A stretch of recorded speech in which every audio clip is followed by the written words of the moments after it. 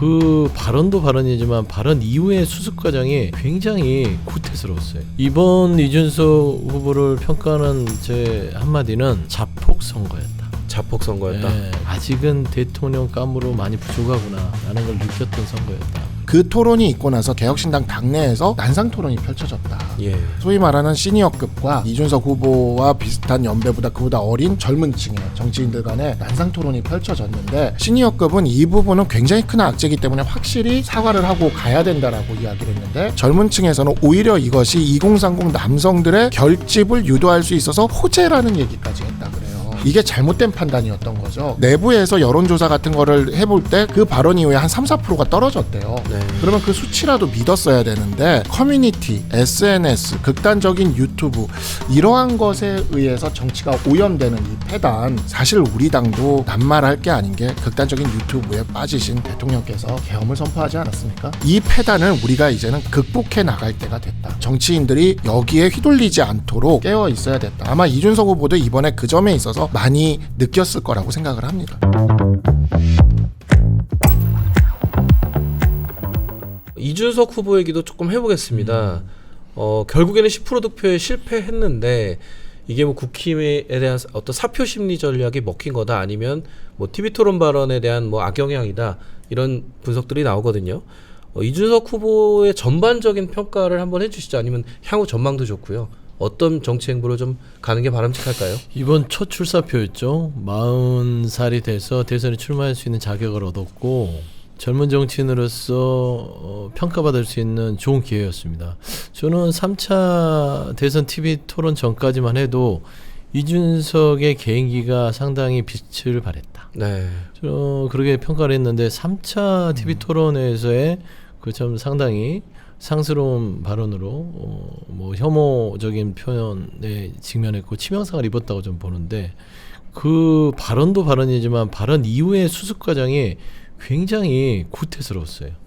그러니까 저는 이번 이준석 후보를 평가하는 제 한마디는 자폭 선거였다. 자폭 선거였다. 네, 그래서 최소한 이 부분은 향후 한 제가 10년 정도는 영향이 있을 거라고 얘기했으나, 본인의 정치 인생에 있어서 1, 2, 3년 정도는 자숙하고 본인 스스로 나의 정치 스타일이 과연 맞는지라는 것들을 한번 돌아볼 수 있는 계기로 삼아야 될 선거지 않았을까 보는데요.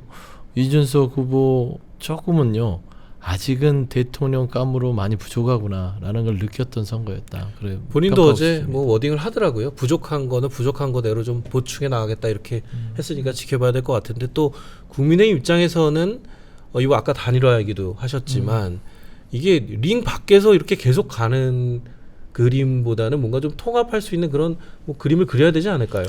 그러니까 계엄과 탄핵에 대해서 명확하게 그 국민들에게 설득할 만한 입장을 확실히 내놓지 못한 국민의힘과 우리 당과 끝까지 단일화를 하지 않고 선명성을 유지한 것, 이것은 아마 이준석 후보에게 득표율과 무관하게 앞으로 꽤 정치적 자산으로서 이 보수가 재건되어 가는 과정에서 남을 겁니다. 다만 진짜 아까 서영주 소장님이 말씀하신 것처럼 3차 TV 토론에서 그 발언을 하고 나서 제가 어제 그 다른 방송에서 개혁신당의 좀 시니어급에 네. 계신 분 패널과 방송을 했었는데, 그분이 그런 말씀을 하시더라고요.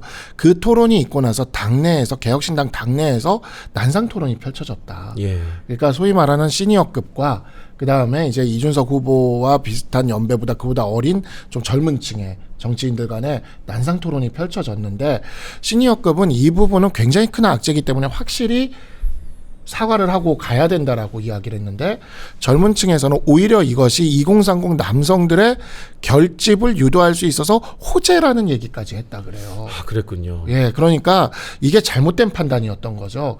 그러니까 내부에서 여론조사 같은 거를 해볼 때 그 안에서도 해보니까 그 발언 이후에 한 3-4%가 떨어졌대요. 네. 그러면 그 수치라도 믿었어야 되는데, 약간 이 커뮤니티, SNS, 극단적인 유튜브 이러한 것에 의해서 정치가 오염되는 이 패단, 사실 우리 당도 낱말할 게 아닌 게 극단적인 유튜브에 빠지신 대통령께서 계엄을 선포하지 않았습니까? 그러니까 이 패단을 우리가 이제는 극복해 나갈 때가 됐다. 정말 정치인들이 여기에 휘둘리지 않도록 좀 이렇게 깨어 있어야 됐다. 아마 이준석 후보도 이번에 그 점에 있어서 많이 느꼈을 거라고 생각을 합니다. 이준석 후보도 게시판 또 극단적 목소리뿐만 아니라 좀 넓게 봐야 된다. 뭐 네. 이런 조언으로 듣겠습니다. 네, 그 대통령 새로운 대통령 이야기 해보겠습니다. 인수위가 없기 때문에 오늘부터 곧장 당선증을 받고 임기가 이미 시작했습니다. 그리고 곧 11시부터 국회 로텐더홀에서 간이 취임식이 열리는데요. 이재명 대표 인선이 사실 제일 관심입니다. 그 많은 보도에서 그제 국무총리로는 김민석 의원을 얘기하고 있고 비서실장으로는 삼선의 강훈식 의원, 뭐 이런 얘기들이 나오거든요. 좀 어느 정도 좀 도마 위에 오른 인선 내정 소식이라고 봐야 되나요? 뭐 기정사실 해도 될 것 같아요. 그런가요? 근데 이제 김민석 총리설과 강원식 의원의 비서실장 이 두 축이 인수위가 없이 시작되기 때문에 일단은 속도감 있는 국정안정을 위한 불가피한 인사지 않았을까 싶어요. 네. 왜냐하면 총리 임명은 인사제청을 해서 국무위원 등에 대한 정부의 조직을 정비해야 되잖아요. 총리가 없으면 안 됩니다. 제청을 대통령한테 해야 임명하잖아요. 그래서 총리는 아무래도 본인과 소통을 하고 아무래도 당정 관계에 원활했던 사람으로서 김민석 의원이 사선이기도 하고 오랫동안 정치 경험이 있기 때문에 아마 지명한 것 같고요. 그다음에 강원식 의원 자체도 또 이제 대통령실에 인사를 하려면 비서실장이 있어야 돼요. 예. 비서실장이 각 급에 대한 수석이나 비서관에 대한 임명에 대한 제청 권한이 있기 때문에 뭐 제청이라기보다는 어떤 이렇게 요청을 할 수 있는 그런 역할을 하기 때문에 두 사람의 축이 결국에는 빠른 속도로 인수위 없는 사안들을 보완할 수 있는 보완책으로서 당내에서 이재명 대통령이 많이 소통했던 사람들을 조금 더 부담 없이 지명한 게 아닌가. 그래서 저는 이 부분들은 아주 장기적으로 총리와 비서실장이 갈 거라고 저는 개인적으로 판단하지는 않습니다. 그렇군요. 사실상 인수위 플러스 내란에 대한 어떤 종식에 대한 심판 과정에서의 역할, 그다음에 민생경제라든지 전체 국정에 대한 기조를 틀을 잡는 데 있어서의 여당에 대한 민주당과의 어떤 협치 부분들의 각오 역할들을 정치인의 총리와 비서실장 안침으로써 빨리 이거를 정리를 하고 그 다음에 이제 국민 통합이라든지 여야정 협치를 통해서 이재명 대통령이 얘기했던 먹고 사는 문제, 이념을 떠나서 잘 사는 문제 이런 것들을 하나하나씩 해나가려는 어떤 단계적인 인선이 아닌가.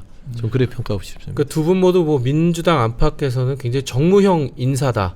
그리고 좀 소통 능력이나 스킨십이 좋다. 뭐 이런 평가들이 사실 있거든요.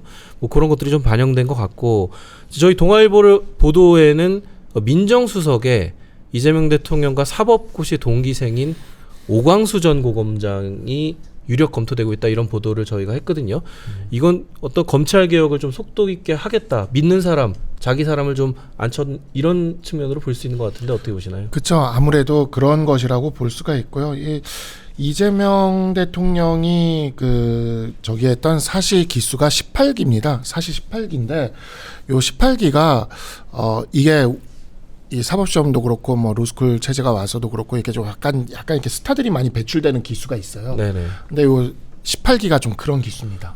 예, 그래가지고 여기에 좀 되게 내로라 하는 인물들이 많이 여기 사실 18기 출신에서 많이 좀 배출이 되고 있는데 어쨌든 간에 오광수 전 고검장은 이재명 대통령과 법조계 안에서도 좀 이렇게 잘 알려진 친 이재명계 인사로 이렇게 알려져 있는 그런 분이기 때문에 아마 이분을 중심으로 해가지고 검찰 저는 개혁이라고 생각하지 않습니다. 그렇지만 네. 민주당에서는 일단은 검찰 개혁이라고 이야기를 하니까 그 워딩을 그대로 쓴다면 그것을 이제 강하게 속도감 있게 밀어붙이겠다. 그러한 의지를 지금 드러낸 것 같습니다. 지금 저희가 민정수석 얘기하니까 아주 중요한 속보가 지금 하나 떴습니다. 민주당이 오늘 국회 법사위에서 대법관 증언법을 처리하겠다. 이제 검찰개혁 드라이브를 첫날부터 하겠다 이런 뉴스가 나왔거든요. 네. 첫날부터 이 협치보다는 대결 국면으로 가네요. 어떻게 보실까요? 모르겠어요. 이게 대결일지 아니면 개혁일지 모르겠으나 이게 뭐 대결의 문제는 아닌 것 같습니다. 일단 이 부분에 있어서는 대법관에 대한 증언이 검찰개혁과는 좀 거리는 있죠. 예. 그 다음에 이제 검찰 개혁 얘기했는데요. 검찰 개혁 부분들은 지난 문재인 정부에서도 하다만 부분이 있습니다. 그건 이제 완결 짓겠다. 그러니까 수사 기소에 있어서 기소에 관한 부분들만 검찰에 국한시키고 수사권을 없애겠다. 라는 것이잖아요. 저는 그런 것들이 이제 뭐 국정과제로서 추진이 될 것인데 중요한 거는 지금 행정 입법을 장하겠다라는 표현을 많이 써요. 네. 뭘로 장하겠죠? 힘으로 장하겠나요? 윤석열 정부처럼 군대를 보내서 행정 입법을 장하려고 했던 거 아니잖아요. 다 민주주의의 꽃인 선거와 투표를 통해서 장악이 아니라 선택받은 거 아닌가요? 입법에 대한 의석도 국민들이 선택해서 의석수를 주신 것이지 뭐 부정선거 음모론에 근거해서 부정선거로 당선된 것도 아니고요. 의석수를. 행정에 대한 수반이 된 것도 윤석열 전 대통령의 내란 사태로 기인한 조기 대선에서 충분한 여러 가지 행정 입법에 많은 권한들이 집중될 수 있다는 것들을 국민들이 인지하고 있었음에도 불구하고 이재명 대통령을 선택했다는 것은 행정 입법의 장악이 아니라 행정 입법 권한을 가지고 조금 더 민생을 잘 살피고 국가를 좀 안정적으로 돌봐라라는 선택이 아니었을까 저는 그렇게 생각합니다. 하지만 뭐 박 대변인님 생각 좀 다르실 것 같습니다. 네, 저는 오늘 사실 첫날이라서 덕담만 좀 하고 가려고 마음 먹고 왔는데 네. 지금 약간 속보를 보니까 이건 비판을 안 할 수가 없는데 이게 바로 그 사법부를 장악하고자 했던 베네수엘라의 차베스가 했던 일이에요. 차베스가 했던 네, 일이다. 차베스가 대법원부터 증언을 해가지고 대법관을 자기 사람으로 쫙 임명해서 대법원부터 완전히 장악하고 사법부를 장악하는 방식으로 이렇게 독재 권력을 시작했거든요. 근데 이거를 취임 첫날 처리를 하겠다라는 것은 글쎄요, 이재명 대통령이 얻은 득표수가 김문수 후보와 두 야당인 이준석 후보가 더한 득표수보다 적어요. 국민의 더 많은 사람들이 이재명 대통령을 선택하지 않았단 말이죠. 근데 취임 첫날인데, 그리고 국민통합을 내세우는 정부에서 첫날부터 사법부까지 장악하겠다. 입법 행정에 의해 사법부까지 장악하겠다. 3권을 완전히 장악하겠다. 민주당의 패널분 중에 어떤 분이 그 얘기를 하셨죠. 민주연구원에 계시는 분이 3권 분립이 문제가 있다는 식으로. 아닙니다. 3권 분립은 건드리면 안 되는 거예요. 공화국의 기본적인 기틀입니다. 이 사법부의 독립을 이렇게 무너뜨리는 법안을 첫날부터 처리하겠다는 것이 앞으로 5년 이재명 정부가 우리 국민들에게 어떻게 다가올지를 보여주는 신호탄 같아서 굉장히 씁쓸합니다. 이런 거 좀 막아주셔야 될 것 같아요. 박 대변인 목소리가 엄청 커졌습니다. 네. 근데 뭐 이런 비판도 있어야 되고 이제 야당으로 이제 태세 전환을 하는 것 같고요. 모두 전환은 이제 하시려면 시간이 걸릴 것 같고요. 좋은 자세 같아요. 야당은 비판하는 당입니다. 근데 일단 대법원의 이 증언법은 이게 갑자기 생겨난 것도 아니고 이게 이 사법개혁 영역에서 오랫동안 논의됐던 거예요. 14명의 대법관으로서 계속해서 사건들은 쌓여가는데 사실상 들여다보지도 않고 그냥 다 처리하는 부분들이 많이 있고 결국에는 사법 서비스 자체도 국민들한테 서비스하는 직종이지 사법권 자체가 판사와 검사의 전유물이 아니잖아요. 그래서 사법권 자체도 국민들이 준 권한이기 때문에 국민의 요구와 요청에 맞게끔 조정을 하다. 이게 시대 정신이면 일단은 이런 부분들은 진행하는 것에 대해서 베네수엘라의 뭐 차베스까지 거론하는 것들은 조금 좀 과한 비판 같다 그래 생각합니다. 네, 아무튼 이 입법과 관련된 그 양당의 어떤 기싸움이 초반부터 펼쳐질 것 같은데 저희가 좀 지켜보도록 하겠습니다. 그 다음으로는 좀 보수 재편 얘기를 좀 더 해보겠습니다. 사실 후보들 얘기를 많이 했는데 이제 본격적인 당권 경쟁 시작되면서 사실 어제 그 김구식 교수님이 나오셔서는 오늘 한동훈 대표 전 대표가 메시지를 굉장히 세게 낼 거다 이렇게 예상하셨거든요. 어떤 메시지 나오나요 오늘? 아니 오늘 지금 메시지 나왔어요. 이미 나왔나요? 이미, 네, 소개를 좀 SNS를 해주시죠. 통해서 네. 예, 뭐 지금 페북에 네. 지금 올라와 있는 거여서 제가 보면서 말씀을 드리겠습니다. 내용을 네네. 저도 오면서 봤는데 전 아침에 봤어요. 어떻게 보셨나요? 먼저 좀 말씀을 해주시죠. 예, 좀 평가를. 읽어드리면 일단 네네. 전체적으로 이번 선거는 질 수밖에 없었다는 거예요. 인정을 했군요. 일단. 예, 불법 기형과 불법 세력 옹호한 구태 정치에 대한 단호한 퇴장명을 내리신 국민들의 선택이다. 그래서 민생 안무에 대해서는 새 정책 큰 틀에서 협력하고 건설적으로 더 나은 대안을 제시해야 한다.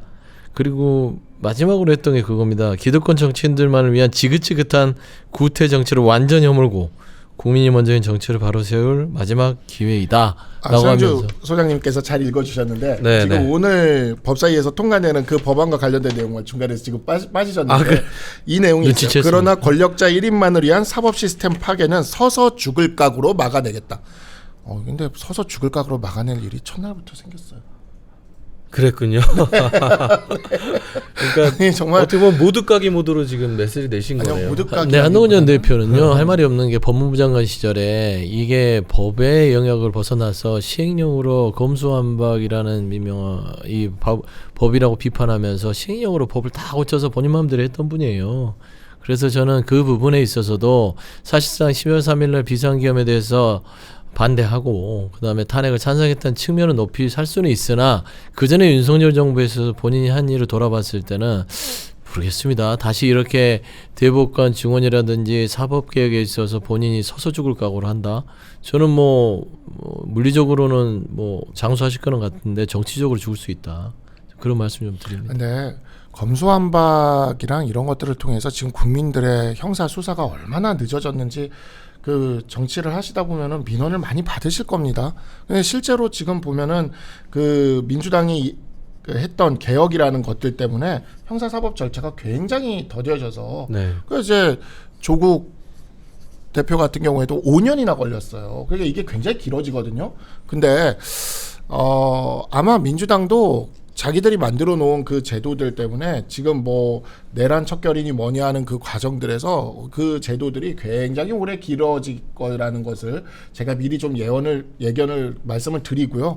그러니까 이러한 부분들에 있어서 너무 한쪽으로만 이렇게 쏠리면 안 돼요. 이것이 국민들에게 도움이 될 수 있는 방향으로 이렇게 가져가야 되는 건데 민주당은 지금 너무 한쪽으로만 쏠리는 방향으로 계속 이거를 개혁이라는 이름으로 밀고 나가고 있는데 좀 들을 말은 들으셔야 윤석열 대통령이 걸었던 그 길을 걷지 않을 것이다라고 좀 말씀드리고 싶습니다. 그럼 한동훈 전 대표와 친윤계 후보가 한 명 있을 거고요.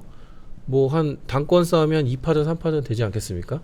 그럼 친윤계 후보는 누가 되는 겁니까? 좀 예상 좀 부탁드리겠습니다. 글쎄요, 전당대회가 개최될지부터 일단 생각을 해야 될 것 같습니다. 네. 제가 아까도 말씀을 드렸지만 지금 전당대회를 개최할 경우에 지금 우리가 한동훈 전 대표가 전당대회 나간다는 얘기도 없는데 그냥 지금 난리가 나서 자기들이 혁신형 비대위 얘기하면서 저러고 있는 거 보고 있으면 전당대회가 개최 안 될 가능성도 굉장히 높다. 저는 그렇게 봐서 그냥 혁신형 비대위로 가져가면서 비대위원장을 당내에서 찾던가 저는 이제 들은 건 당내에서 찾는 얘기를 들었는데 그럼 김은수 후보는 아닌 거네요. 아니고 아, 그렇군요. 당내에서 찾던가 아니면 당 밖에서 이렇게 모셔오던가 또 당 밖에서 또 모셔오는 방식으로 그걸 지금 생각하고 있는 것 같아요. 그래서 오늘 아침에 동아일보인가요? 동아일보 기사에 나왔어요. 그랬나요? 친윤계에서 그 혁신형 비대위로 네네. 하려고 한다.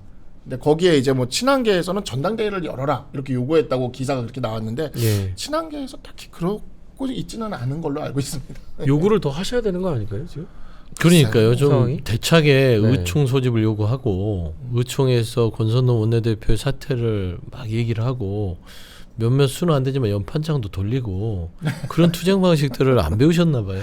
그렇게 해야만 이 당이 이게 개선되는데 단초가 되는데 그냥 페이스북에 올려서 글 쓰는 것들은 솔직히 큰 타격감이 없습니다. 그리고 이제 보면 김문수 후보가 이게 당권 경쟁에 참여하냐? 저는 열려 있다고 봐요. 네, 그렇군요. 이 김문수 후보가 보통 사람이 아닙니다. 저분이 그냥 이거 후보 나왔다가 대선에 졌다고 이제 국민의힘과 끝낸다? 그러지 않죠. 본인 스스로는 41%를 나뉘었으면 됐겠어? 라고 주장하면서 본인이 구심점을 할 수 있고 그 옆에는 혼자만 있는 게 아니에요. 그 아주 지략이 본인 스스로 뛰어나다고 하는 김재원 비서실장도 있고 하기 때문에 혼자만 정치하는 게 아니기 때문에 김문수 후보 자체도 그냥 사라지지 않을 것이다. 그래서 친윤들이 한덕수 총리로 바꾸려고 했던 겁니다. 왜냐하면 말을 안 들으니까. 김문수 후보는 정치인이에요. 한덕수 당시 전 총리는 그냥 갔다가 후보 한번 쓰고 정치에 참여하지 않을 사람이기 때문에 원포인트로 제일 좋았던 카드였기 때문에 그 새벽에 난리를 폈던 겁니다. 그래서 저는 그런 부분에 있어서 친윤에서는 일단은 열어놓고 김문수 후보도 좀 부담은 될 겁니다. 워낙 그 뒤에는 정광훈 씨도 있고 강성들이 있기 때문에 감당이 안 될 수가 있어요. 근데 지금 현재 말씀한 대로 뭐 판이 깔려야 전당대회가 열릴 건데 저도 같은 의견인 게 혁신형 비대위나 그런 식으로 12월까지 맞아요. 권선동 원내대표의 임기가 12월 12일까지 그러니까요. 네. 그때까지는 끌고 갈 가능성이 높다. 그렇게 저도 보입니다. 그렇게 보는데 이제 당내 지금 말씀하신 거에서 어느 정도 맞는 이야기가 있는 게 당내 현재 우리 당의 개파는 크게 보면 3개로 볼 수가 있는 게 네. 지난 5월 10일 그 새벽 쿠데타 사태 때 이 3개 개파가 드러났어요. 그랬군요. 그러니까 이제 결선 투표에서 56대 44로 끝이 났기 때문에 56, 44, 44는 이제 친한계의 어찌 보면 그 포션이라고 볼 수가 있죠. 그러면 56이라는 숫자가 있는데 이 56이라는 숫자는 과연 어떤 숫자인가라고 봤을 때 김문수 후보가 밖에서 데리고 들어온 이번에 우리가 사기 경선이라는 이야기를 하는 이유가 원래는 당비를 3달을 내야지 그 투표권이 주어졌는데 한 달만 내도 투표권이 주어지게끔 그걸 바꿨어요. 네. 그래서 한 달만 내신 분들이 잔뜩 들어온 분들이 계세요. 그러니까 그분들이 이제 김문수 후보 따라서 들어온 사람들이라고 봅니다. 그러니까 고 계열의 사람들, 김문수 후보 계열의 사람들, 그리고 원래 친윤 계열의 사람들 이렇게 셋이 있는 거죠. 근데 김문수 후보 계열과 친윤 계열이 손잡았을 때 김문수 후보가 이기고, 그 다음 한덕수 후보로 교체하려고 했을 때 친한계와 김문수 후보 계열이 손잡았을 때 또 김문수 후보가 이기고. 네. 그러니까 지금 현재 당내 개파는 사실상 이 삼국지 상황이 펼쳐지고 있는 것이다. 그런 측면에서 김문수 후보 계열이 쉽게 사라지진 않을 것이다 라고 하는 것은 확실히 생각해 볼 수 있습니다. 네, 지금 3파전으로 전망해 주신 국힘 어떤 향후 재편 방향도 저희가 꾸준히 다뤄보도록 하겠습니다. 마지막으로 하나만 여쭤볼게요. 네. 그 국힘 당권 얘기했으니까 네. 민주당은 당대표 지금 뭐 정청래 의원 얘기하시는 분도 있고 하는데 여기도 후보가 이번에 한 15명, 20명 나오는 거 아닙니까? 뭐 많이 나오지는 않을 것 같고요. 네. 일단 민주당은 이재명 대통령과 호흡을 맞출 수 있는 사람이 당대표가 될 가능성이 높습니다. 네. 지금 현재 이 국가와 국정의 혼란이 상당해요. 특히나 이제 경제 문제가 심각하고요. 그러면은 여당인 많은 의석수를 가진 민주당의 협조 없이는 국정이 원활하게 돌아가지 않습니다. 예. 그랬을 때는 그래도 지금 현재는 뭐 건전한 당정 관계가 어떤 견제와 균형 같은 걸 얘기하지만 아직은 견제와 균형보다는 어떤 이재명 정부가 성공할 수 있는 뒷받침할 수 있는 1년이 돼야 되기 때문에 그 1년을 뒷바라지할 당대표가 필요한 시점이라서 아마 말씀한 대로 뭐 정청래 뭐 의원도 될 수 있고 박찬대 의원도 있을 것이고 그래서 이재명 대통령과 좀 호흡을 같이 할 사람이 지도부가 아마 선택될 가능성이 높지 않을까 그래 보고 있습니다. 네, 뒷바라지형 대표가 필요하다. 지금 말씀. 현재 한 1년 네. 정도 필요할 것 같아요. 알겠습니다. 오늘 두 분 말씀 너무 감사히 잘 들었습니다. 다음에 또 부탁드리겠습니다. 감사합니다. 네, 고맙습니다. 네, 감사합니다.